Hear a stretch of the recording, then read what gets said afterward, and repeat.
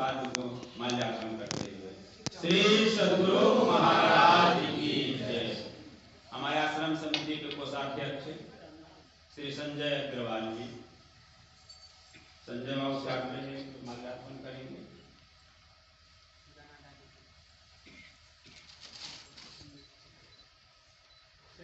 श्री सद्गुरु महाराज की जय।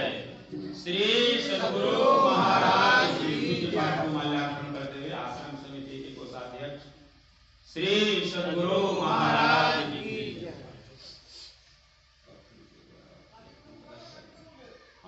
हमारे कमेटी के मंत्री श्री सतीश बाबू,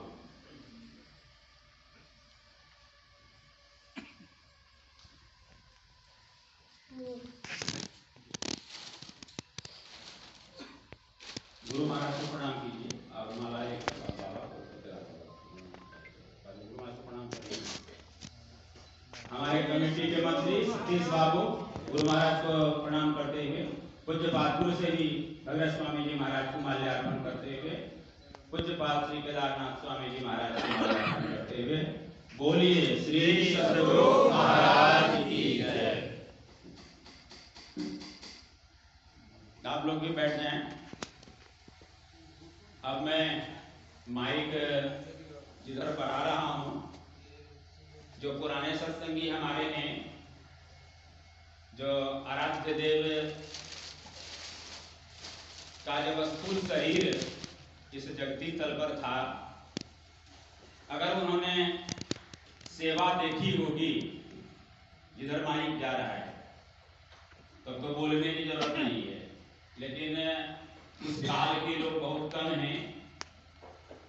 पुराने लोगों को तो कहने की जरूरत नहीं है क्योंकि आंखों देखी है उन्होंने, लेकिन जो नए पीढ़ी के हैं उनको जानना बड़ा जरूरी है कि आपके इस नए आश्रम के उद्घाटन में जो महापुरुष पधारे हैं वे कौन पधारे हैं। थोड़ा सा मैं जो शब्द कह करके तब कुछ बात की ओर बढ़ाऊंगा। नए साल के अवसर पर पूज्य पाद को गुरुदेव को प्रणाम करने जब गुरु महाराज का शरीर शरीर में थे तो 1 तारीख को 1 जनवरी को मैं प्रायः गुरु महाराज के श्री चरणों में माथा सटाया करता था। जब तक थे गुरु महाराज कहीं रहता था 1 जनवरी को गुरु महाराज के श्री चरणों में माथा अवश्य सटाता था। इस 1 जनवरी को भी सौभाग्य मिला मुझे, गुरु महाराज के स्थूल शरीर तो रहे नहीं, लेकिन उनके आसन सिंहासन बिछावन में मस्तक सटाने का सौभाग्य प्राप्त हुआ।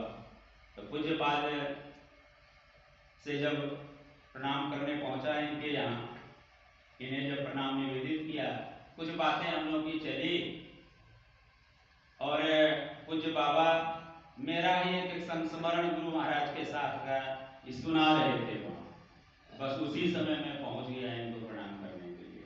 थोड़ा सा हसासी भी हो गया। नाथू बाबा ने कहा कि लीजिए जिस गुरु भक्त की आप चर्चा कर रहे थे बस वो पधार ही गए, आ ही गए। तो इन्होंने जो मेरी बातचीत हुई गुरु महाराज के सामने, जो मैंने सुनाया कुछ बात के सामने, उस घटना को नाथू बाबा ने YouTube पर डाल दिया है। तो प्राय सत्संगी उस घटना को सुने हैं, जो मैं सुने हैं मैं आपको सुना देता हूं। सिख पंथ के पहले गुरु थे नानक साहब। तो नानक साहब की जब अंतिम अवस्था आई, अंतिम अवस्था जब अब शरीर में नहीं रखेंगे तो फिर गुरु गद्दी पर चाहिए ना किसी को बैठाने की जरूरत।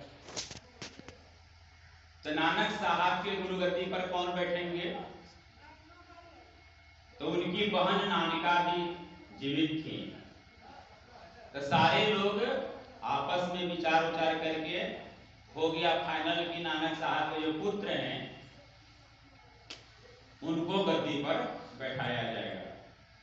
नानक साहब तो त्रिकालदर्शी थे, इनके कानों में भी बातें आई तो बड़ा इनको आश्चर्य लगा कि राजा की गद्दी नहीं है कि राजा के मर जाने के बाद उसका बेटा राजगद्दी पर बैठे।